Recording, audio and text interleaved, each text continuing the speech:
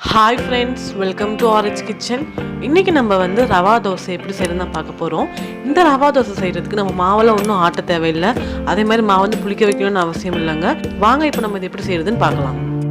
இப்போ ரவா தோசை செய்யறதுக்கு ஃபர்ஸ்ட் ஒரு மிக்சிங் பவுல் எடுத்துக்கோங்க.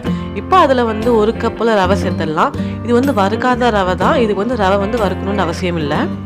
அப்புறமா ஒரு கப்ல அரிசி மாவு சேர்த்துக்கோங்க. 2 டேபிள் ஸ்பூன் மைதா மாவுக்கு பதிலாக கோதுமை மாவு கூட சேர்த்துக்கலாம். 2 டேபிள் ஸ்பூன் தயிர், ஒரு சின்ன துண்டு இஞ்சி இந்த மாதிரி குட்டி குட்டியாக நுணுக்கி எடுத்து வச்சிருக்கேன். 2 பச்சை மிளகாய் இந்த மாதிரி குட்டி குட்டி சைஸாக கட் பண்ணிக்கோங்க. அப்பதான் நமக்கு வாய்க்கு சாப்பிடும்போது வராது. 1/2 டீஸ்பூன் சீரகம், 1 டீஸ்பூன் மிளகு. ஒருவேளை மிளகு வந்து அதிகமாக இருக்குன்னு நினச்சிங்கன்னா கொஞ்சம் குறைவே கூட சேர்த்துக்கோங்க. ஒரு பெரிய வெங்காயம் இந்த மாதிரி குட்டி குட்டியாக கட் பண்ணி எடுத்து வச்சிருக்கேன். இப்போ நம்ம சேர்த்துடலாம். ஒரு கொத்து கருவேப்பிலை இந்த மாதிரி குட்டி குட்டியாக சேர்த்துக்கோங்க. அப்புறமா இந்த டிஷ்ஷுக்கு தேவையான அளவு உப்பு சேர்த்துக்கோங்க. கடைசியாக இதுக்கு தேவையான அளவு தண்ணி சேர்த்து நல்லா வந்து ஒரு டைம் பிசைஞ்சு விட்டுடலாம். இதுக்கு வந்து அதிகமான தண்ணி தேவைப்படும்.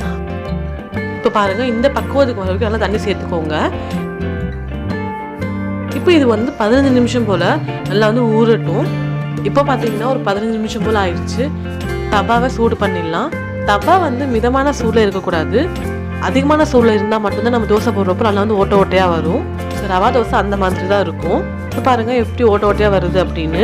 நம்ம மேலே வந்து கொஞ்சமாக கொத்தமல்லி தழை மட்டும் தூவி விட்டுடலாம். நல்லா வாசனையாக இருக்கும். இப்போ நம்ம இது மேலே வந்து கொஞ்சமாக எண்ணெய் மட்டும் சேர்த்துடலாம். இது வந்து இன்னொரு பக்கம் வந்து திருப்பி போடணும்னு அவசியம் இல்லை. ஒரு பக்கம் மட்டும் வெந்தால் போதும். அது பார்க்க அப்படியே மெலிசாக தான் இருக்கும். ஒரு பக்கமே நல்லா சூப்பராக வெந்துடும். பாருங்க எவ்வளோ சூப்பராக வெந்திருக்கு அப்படின்னு. அப்படியே கோல்டன் ப்ரௌன் கலரில் வந்திருக்கு. அவ்வளோதாங்க, ரொம்ப டேஸ்டியான ரவா தோசை ரெடி. அவ்வளோ ஒரு ஹெல்த்தியாகவும் டேஸ்ட்டாகவும் இருக்கும். இந்த வீடியோ பிடிச்சிருந்துச்சுன்னா லைக் பண்ணுங்கள், கமெண்ட் பண்ணுங்கள், ஷேர் பண்ணுங்கள்.